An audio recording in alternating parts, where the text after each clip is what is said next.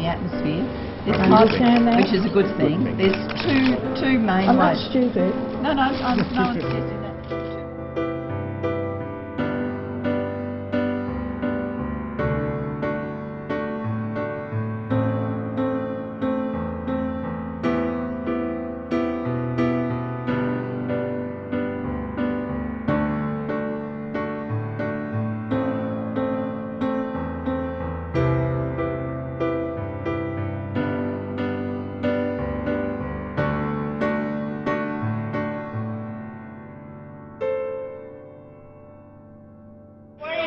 About the Fabian Society and Julia, what on hacking, Julia? You'll never get your New World Order!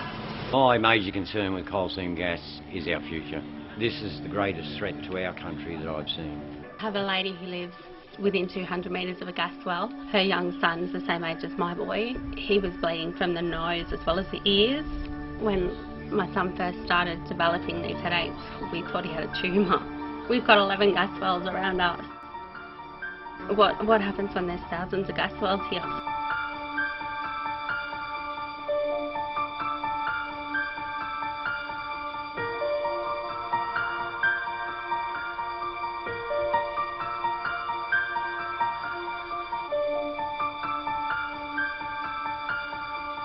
Prime Minister, you just got back from Washington. But what Australian citizens want to know is which country do you represent? Do you represent Australians, and will you fight for Australian interests? Because it's not the first time that you or a member of your cabinet has been into a US government building and exchanged information.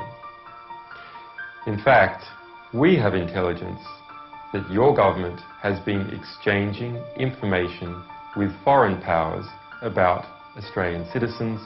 So, Prime Minister, my question to you is this: when will you come clean about precisely what information you have supplied to foreign powers about Australian citizens? And if you cannot give a full and frank answer to that question, should perhaps the Australian people consider charging you with treason?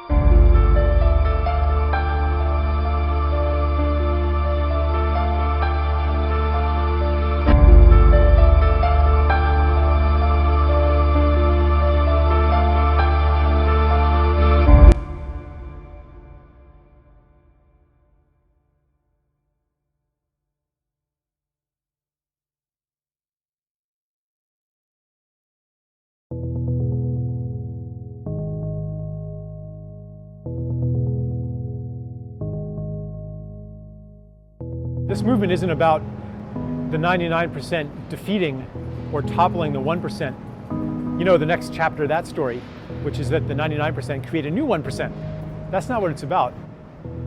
What we want to create is the more beautiful world our hearts tell us is possible, a sacred world, a world that works for everybody, a world that is healing, a world of peace. You can't just say, we demand a world of peace.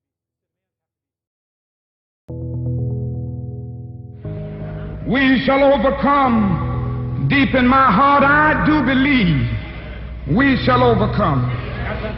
Though I join hands so often with students and others behind jail bars singing it, we shall overcome. No, before this victory is won, some will have to get thrown in jail some more, but we shall overcome.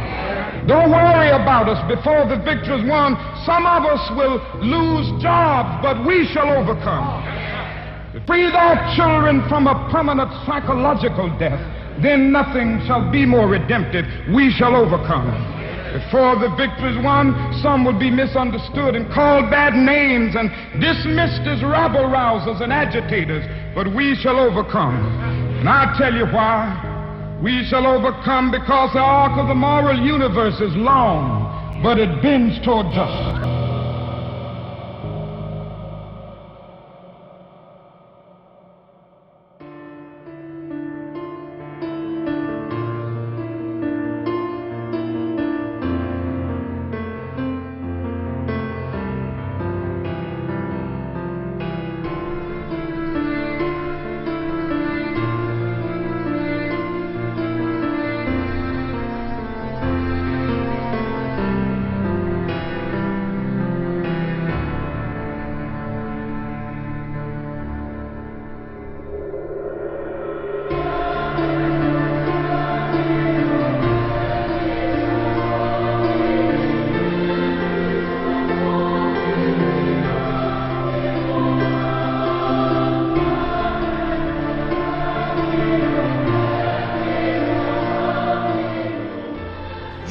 Dealing with a human being. They are just human beings. They'll tell you, I'm an agent for the government, I'm a peace officer, I'm this, I'm that. No, you are a human being in a common law jurisdiction, and that's all there is to it.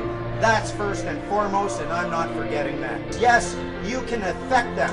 You can use, they will respond to emotion, they will respond to threats, they'll respond to a baseball bat in the bottom of their knee. They will respond.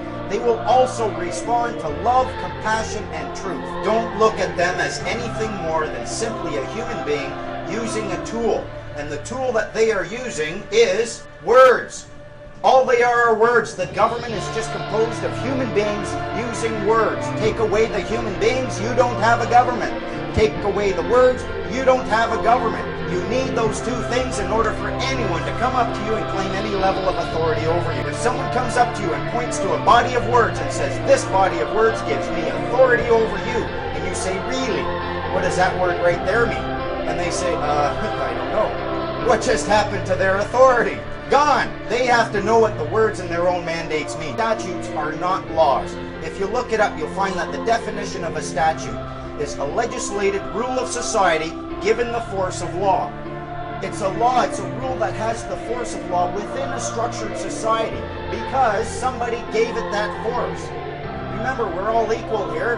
Who can give those words the force of law? Only you. Your consent is required for any statute to have the force of law. Oh, it's key. It's the big monkey they're hiding. The supremacy of God and the rule of law. If they want any power over you, they've got to do one of four things. They've got to claim and then prove that they exist above God.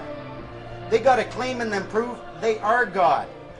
They've got to claim and then prove that somehow they exist between you and God. Or they can produce a document upon the face of which can be found the verifiable signature of one deity commonly known as God.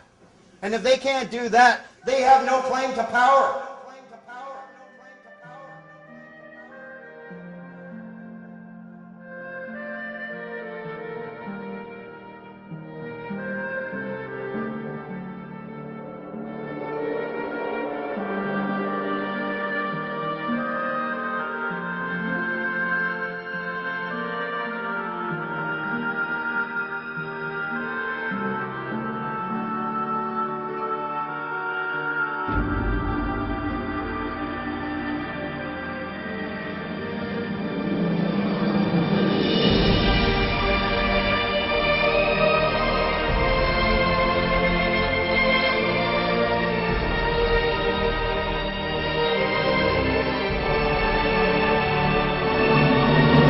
Your silence and inaction will raise the appearance of consent to act as your representative. Consent can be achieved when you do nothing. Equality before the law is paramount. Everything else is gravy.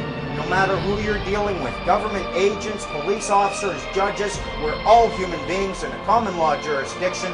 We are all equal. If we are all equal, who has the right to make any demands upon you? Who has the right to do anything to command you, demand you, put orders on you? Who has the power?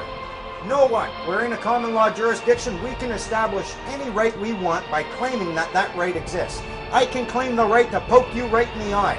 If I give you notice of this claim and you don't do anything, and then I poke you in the eye, you got no complaint. None.